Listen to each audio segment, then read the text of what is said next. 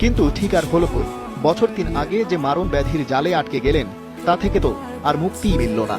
যে মাঠে 2019-এ খেলেছিলেন নিজের সবশেষ প্রফেশনাল ম্যাচটা, সেখানে রুবেল এলেন শেষবারের মতো। এবারে আর টিম বাসে নয়, ফ্রিজার ভ্যানে শুয়ে। সতীর্থ থেকে সংগঠক কেউ মানতে পারছেন না এ দেখাই শেষ দেখা। প্রিয় মানুষের কথা বলতে গিয়ে তাই গলা ধরে আসে সবার, ভিজে আসে চোখের পাতা। রুবেল কিন্তু আরো কিছুদিন ক্রিকেট খেলতে পারতো।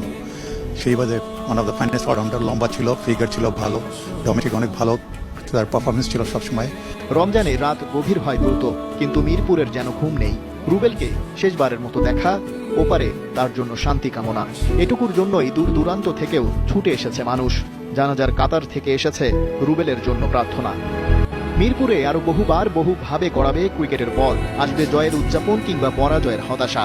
সেখানে সতীর্থ মাশরাফি, শুভ কিংবা ইমরুল কায়েসরা থাকবেন, কিন্তু মোশাররফ রুবেল চিরদিনের জন্য অনুপস্থিত।